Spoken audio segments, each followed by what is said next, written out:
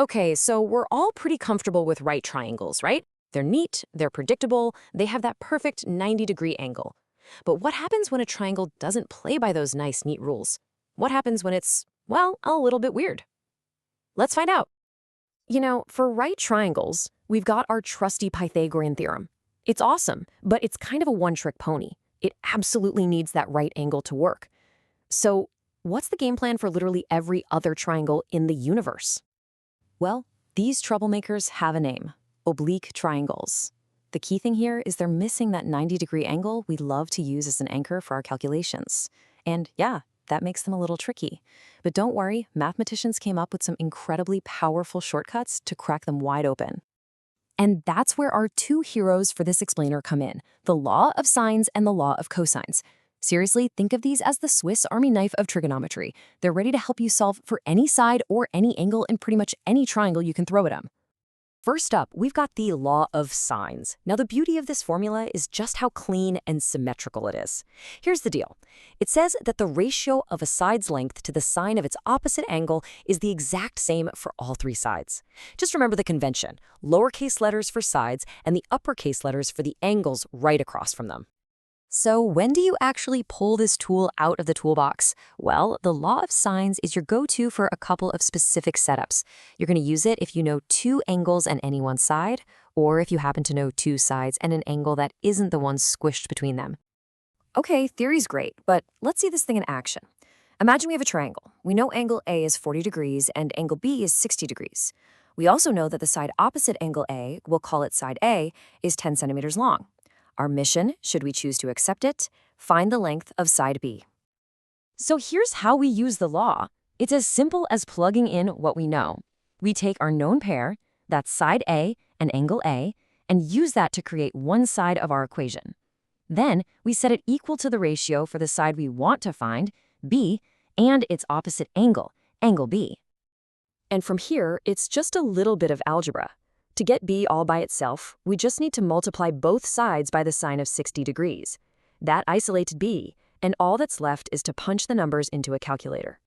And boom, there it is. Side B is about 13.47 centimeters. Just like that. We used one simple ratio and we've solved for a missing piece of our puzzle. That's pretty powerful stuff. But what if you don't have that perfect angle and opposite side pair? What if you know two sides and the angle that's stuck right between them? For that, we need to bring out the heavy hitter. Enter the law of cosines. Now, I know at first glance this might look a little more intimidating, but look closer. That first part, c squared equals a squared plus b squared, does that sound familiar? It should. It's basically the Pythagorean theorem, just with this little correction factor tagged on at the end to handle the fact that our angle isn't 90 degrees. And here's the really cool part. Think about it. If angle C times was a 90-degree angle, what's the cosine of 90? It's 0. And that makes that entire last chunk, that minus 2ab cos of c, poof, it just vanishes. And what are you left with? Our old friend, the Pythagorean theorem. So you see, the law of cosines is really just the Pythagorean theorem on steroids. So what's its job description? You're going to use the law of cosines in two main situations. The first is when you know two sides and the angle that's included between them, what we call the side angle side case.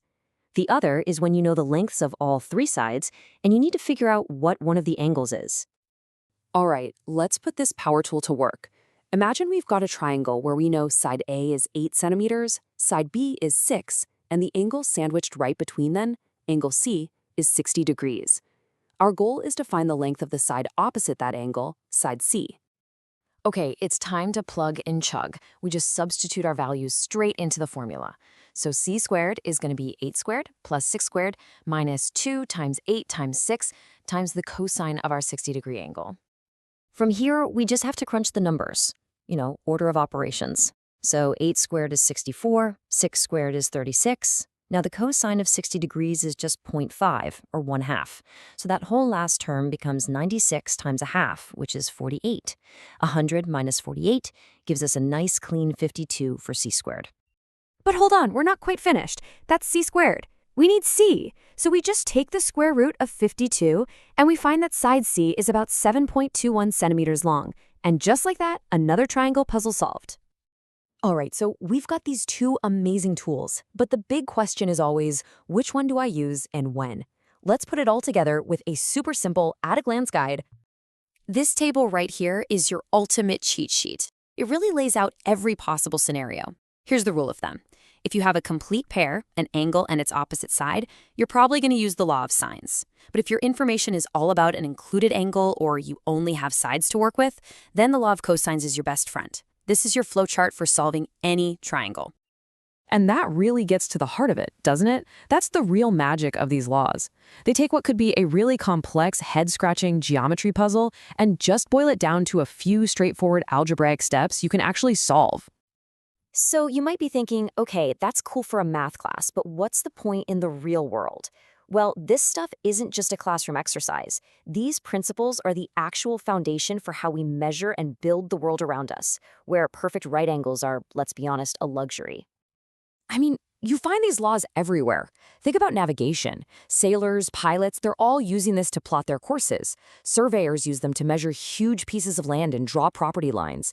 And they're absolutely critical in fields like physics and engineering for things like analyzing forces and designing stable structures. So the next time you see a giant bridge or a skyscraper or even just a plane flying overhead, you'll know about the powerful, hidden math that's holding it all together. So I'll leave you with this question. Now that you have these shortcuts in your toolkit, what real-world problem could you go out and solve?